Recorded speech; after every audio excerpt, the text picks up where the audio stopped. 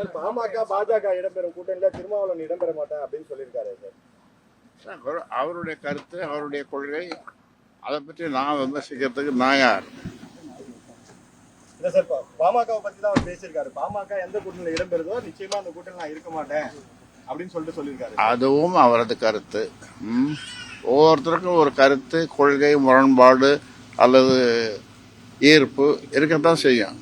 அதே மாதிரி முகுந்தன் அவருக்கு வன்னியர் சங்கத்துல பதவி தர்றதா ஒரு தகவல் இருக்கு. அப்படிலாம் ஒன்றும் இல்லை. அடுத்த மாதம் உங்க ஊடகத்தின் மூலமாக அதை உறுதி செய்கிறேன். நிச்சயமா அவருக்கு பதவி இருக்கா சார்? முகுந்தனுக்கு நிச்சயமா பதவி கொடுக்க அல்ல, எல்லாருக்கும் பதவிங்கிறது அவருக்கும் கொடுப்போம். இல்ல, கட்சியில இளைஞர் அணி தலைவர் பதவியில இருந்து அவர் தானா விலகிக்கிறேன்னு சொல்லிட்டு பாமக தலைவருக்கு கடிதம் எழுதியிருந்தாரு.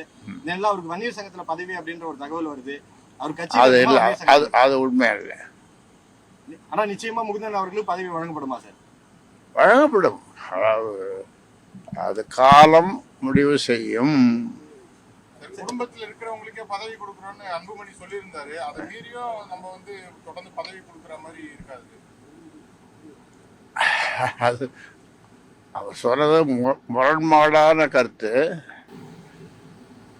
இப்போ எல்லாம் உலக அளவில், இந்திய அளவில், மாநில அளவில் எல்லாம் குடும்பத்தில் எல்லாரும் பதவி கொடுத்துன்னு தான் இருக்காங்க.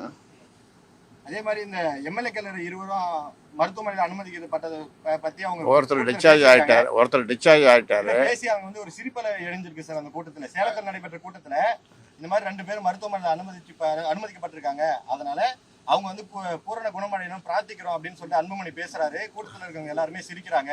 இது எப்படி பாக்குறீங்க சார்? அதுக்கான காரணம் என்ன நினைக்கிறீங்க? நீங்க எப்படி பாக்குறீங்களோ அப்படிதான் நானும் பாக்குறேன். சரி, இப்போ உங்களுக்கு ஆதரவா தான் அவங்க ஹாஸ்பிட்டலுக்கு வந்தாங்க. உங்களுடைய ஆதரவு கூடாது அப்படின்றதுனால தான் வந்தாங்க. அதனாலதான் அந்த சிரிப்பலை அப்படின்னு. ஏன்னா காலையில சேலத்திலயும் மதியத்துல தர்மபுரியிலயும் அந்த கூட்டம் அப்படின்ற மாதிரி. அதாவது ஒவ்வொருத்தரும் ஒரு கருத்துக்கு ஆதரவாக இருக்கலாம், எதிர்ப்பாக இருக்கலாம். அவங்களுக்கு அந்த நேரத்தில் நகைச்சுவை பொங்கலாம். அது ஒவ்வொருத்தரும் ஒவ்வொரு மாதிரியான. உங்களுடைய ஆதரவாளர்கள் சமூக வலைதளங்கள்ல உங்களையே கிண்டல் பண்றத மாதிரி எழுதி கோவப்படுறாங்க. அது உங்களோட கருத்து என்னன்னு கேட்குறேன். அதுக்காக நம்ம வருத்தப்படுறத தவிர வேற என்ன செய்ய முடியும்? அதே மாதிரி சட்டமன்ற உறுப்பினர் அருள் நேற்று அனுமதிக்கப்பட்டு இன்னைக்கு டிஸ்சார்ஜ் ஆயிட்டாரு. ஒரே நாள்ல நெஞ்சு வலி குணமாயிடுமா அப்படின்ற மாதிரி அவரை விமர்சிச்சு அந்த கருத்துக்கள் எல்லாம் சமூக வலைதளங்கள் எழுதப்படுது. ஏன், அதாவது நெஞ்சு வலின்னு வராரு, அவர் இசிஜி எக்கோ அதெல்லாம் பார்த்துட்டு உனக்கு ஒன்றும் இல்லைன்னு டாக்டர் சொன்னதும் இங்கே உட்காந்துருப்பார். அசம்பிளியும் இல்லை, சட்டமன்றமும் இல்லை, அதனால ஊருக்கு போயிட்டாரு. செய்திகளை உடனுக்குடனும் துல்லியமாகவும் தெரிந்து கொள்ள சப்ஸ்கிரைப் பண்ணுங்க.